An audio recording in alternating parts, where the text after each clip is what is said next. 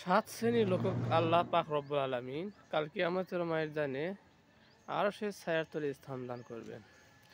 কয় শ্রেণীর লোক? সাত শ্রেণীর লোক। সেই সাত শ্রেণীর লোকের মধ্যে আজকে আমি এক শ্রেণীর লোকের কথা বলবো, দুটো উদাহরণ দিয়ে, তাও যদি সময় থাকে। 7 মিনিট, 7.5 মিনিটের পর 8 মিনিট পর ভিডিও আমার ফেসবুকে যায় না, মোবাইলে কী হয়েছে আমি তো টিপা পারি না। যাই হোক, এই অল্প সময়ের মধ্যে আমি দুটো উদাহরণ দেওয়ার চেষ্টা করব। যে একটা উদাহরণ 7 শ্রেণীর মধ্যে, যে কিয়ামতের ময়দানে আল্লাহ পাক রব্বুল আলামিন তা সেই শ্রেণীর লোক যদি আমাদের মধ্যে কেউ থাকে, তাকে আরশের ছায়ার তলে স্থান দান করবেন। ওই সময় যখন সবাই নিজের বাঁচার জন্য ব্যস্ত হয়ে যাবে, ছুটাছুটি করবে, দৌড়াদৌড়ি করবে, সেই সময় নিশ্চিন্তায় আরামে থাকবে 7 শ্রেণীর লোক। তার মধ্যে এক শ্রেণীর লোক কোনটা? সেটা যেটা আমি বলতেছি সেটা হলো আল্লাহ তাআলার ওই মুমিন বান্দা যে কি করে, আল্লাহকে খুশি করার জন্যই কার সাথে শত্রুতা করে এবং আল্লাহকে খুশি করার জন্য কার সাথে বন্ধুত্ব করে। কথাটা ভালো মনে রাখবেন। আল্লাহ তাআলার জন্যই কার সাথে শত্রুতা করে, আল্লাহ তাআলার জন্যই কার সাথে বন্ধুত্ব করে। অনেক লোক, কাছের লোকেরা বলে যে ওয়াসিম, উনিকে অতীতে মানুষের সাথে মানুষের ঝামেলা হয় না, এটা সব জায়গায় ঝামেলা হয়, কিন্তু ওই অনেকে তোমার সাথে হিংসা করে, এই করে সেই করে, শত্রুতা করলো, তাও তাদের সাথে তুমি ভালো ব্যবহার করো, এই করো। শোনেন, দিনের খাতিরে কোনো ছাড় নেই। দিনের খাতিরে হাজার দুঃশত্রু দুশ্মনও আমার বন্ধু হবে, এটাই স্বাভাবিক। কারণ একমাত্র সৃষ্টিকর্তাকে খুশি করার জন্যই, মানুষের কোনো বাহবা নেওয়ার জন্য নয়। বড়কে যে নিজের নাম ফোটানোর চেষ্টা করে না, কাজ করে। কাজ কে করলো, কে করলো এটা বড় জিনিস নয়, কাজ করা হলো বড় জিনিস, মনে রাখবেন। কে করলো এটা ফুটানো বড় গর্বিত বিষয় নয়, কিন্তু ভালো ভালো কাজ যেন আল্লাহ খুশি করা যায়, এটা হলো বড় জিনিস। তো যাই হোক, 7 শ্রেণীর লোক, তার মধ্যে একটা শ্রেণী কি বললাম, যে আল্লাহ তাআলার জন্যে মানুষের সাথে শত্রুতা, আল্লাহ তাআলার জন্যে মানুষের সাথে বন্ধুত্ব। একটা উদাহরণ দেই, হযরত আলী রাদিয়াল্লাহু তাআলা আনহু, বুঝতে পারছেন, নবীজির জামাতা। তিনি এক যুদ্ধের ময়দানে শত্রুকে একবারে নিচে ফালাইছে। যুদ্ধ করতে করতে কী করছে, শত্রুকে একবার নিচে ফালাইছে, ফিরে দিচ্ছে।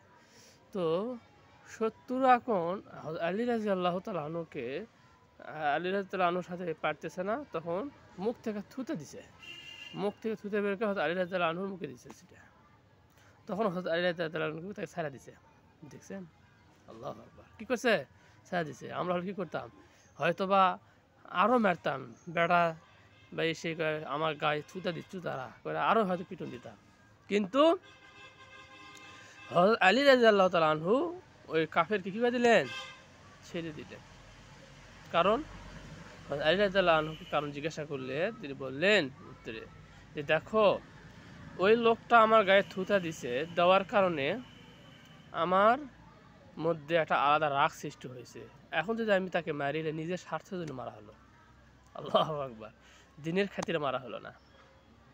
তাহলে আমাকে মারলো, এটা ব্যক্তিগত আমার শত্রুতা, ব্যক্তিগত প্রতিশোধ, এর জন্য আমি তাকে মারবো না। দিনের খাতিরে যদি হতো আমি তাকে মারতাম। একটা উদাহরণ। আর একটা উদাহরণ দেই, হযরত আবু বকর সিদ্দিক রাদিয়াল্লাহু তাআলা আনহু প্রথম খলিফা তিনি যিনি ছিলেন, উনি তো খুব দয়ালু সাহাবী ছিলেন, যাক তাকে উপকার করতেন, মানুষকে ভালোবাসতেন। অথচ তারই কন্যা, আদরের কন্যা আয়েশা রাদিয়াল্লাহু তাআলা আনহার কে বদনাম করেছে তারই বাড়ির লোক, যাই তারই বাড়ির নুন খাচ্ছে, নুন হারামি করছে। মানুষ কয় না, সাপ দুধ কলা দেয়া সাপ কষে, এরকম। আবু বকর রাদিয়াল্লাহু তাআলা আনহুর এক গোলাম, মিস্তা নাম, আয়েশা রাদিয়াল্লাহু তাআলা আনহাকে আপনারা অনেকে শুনছেন যে জিনার অপবাদ দেওয়া হয়েছিল না, যে কয়জন দিয়েছিল জিনার অপবাদ, মিথ্যা বদনাম ছড়িয়েছিল সমাজের মধ্যে, তার মধ্যে একটা অন্যতম হলো তাই মিস্তা, নাম হলো কি, মিস্তা। তাই আয়েশা রাদিয়াল্লাহু তাআলা আনহার বদনাম করতেন। সামনের দিক থেকে কেউ আক্রমণ করে, সে আক্রমণ কিন্তু ধরা যায়, সেটা প্রতিহত করা যায়।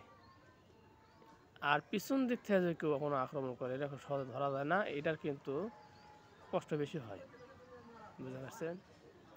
সমাজের মধ্যে এখনও কিন্তু অনেক লোক থাকে প্রকাশ্যে শত্রুতা করে, আবার অনেকে আছে গোপনে গোপনে শত্রুতা করে।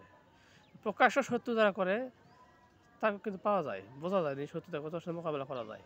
কিন্তু যারা মুখত থাকে ভিতর ভিতর গাছ কাটে, যেটাকে মুনাফিক মার্কা লোক বলা হয়, এরকম লোকদের সাথে কিন্তু বড় পারা কঠিন হয়। মানে জানা যায় দেশে এরকম করতেছে, হয়তো জানা যায়, কিন্তু কিছু করা যায় না, কারণ সে কাছের লোক হিসাবে পরিচয় দেয় আমাদেরকে, এই জন্যই তারপরে মায়া থাকে। তো যাই হোক, হযরত আবু বকর রাদিয়াল্লাহু তাআলা আনহু যাকে খাওয়াছেন, পান করাছেন, সব কিছু দেয়, ভর পোষণ সব, অথচ সেই কি করছে, তারই মুনিবের মেয়ের বদনাম ছড়িয়ে দিয়েছে।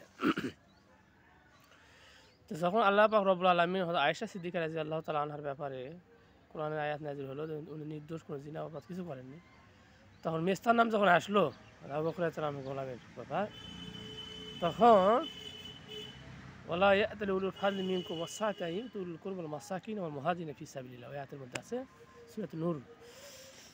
তখন বলছে, হে মিস্তা, তুমি এরকম করছো, তুমি এরকম করছো। এটা বলার পর যখন আবু বকর রাদিয়াল্লাহু আনহুর মন খারাপ হলো, তখন এই আয়াত নাযিল হলো। তখন বলতেছে, আমি আল্লাহ খুশি করার জন্য তোমাকে যা আগে উপকার করতাম আরো বেশি করব। আল্লাহু আকবার। তোমাকে যা উপকার করতাম তার চেয়ে এখন থেকে আরো বেশি দিব। তাহলে কার জন্য হলো? আল্লাহকে খুশি করার জন্য হলো। তাহলে আল্লাহকে খুশি করার জন্য কার সাথে শত্রুতা করা, আল্লাহর সাথে বন্ধুত্ব, আল্লাহর ভালো পাওয়া, বাহাবা পাওয়ার জন্য কার সাথে শত্রুতা করা, আল্লাহর বাহাবা পাওয়ার জন্য কার সাথে বন্ধুত্ব করা, এইরকম লোকদেরকে কি করবে? কাল কিয়ামতের ময়দানে আল্লাহ পাক রব্বুল আলামিন আরশের ছায়ার তলে স্থান দান করবেন। ইমানের ক্ষেত্রে, দিনের ক্ষেত্রে কোনো স্থান নেই, চাই সে ভাই হোক, বোন হোক, চাচা হোক, বাপ হোক, যাই হোক, আইন সবার সমান। কে কি করবে ওরা দেখার বিষয় নয়, একমাত্র আল্লাহ খুশি করার উদ্দেশ্য থাকা লাগবে, তাহলে দেখবেন আপনি আমি সবাই সাকসেস হয়ে যাবো ইনশাল্লাহ। আল্লাহ পাক রব্বুল আলামিন আমাদেরকে এই সংক্ষিপ্ত আলোচনা আমল করার তৌফিক দান করে। সকলে ভালো থাকবে। আসসালামু আলাইকুম ওয়া রাহমাতুল্লাহি ওয়া বারাকাতুহু।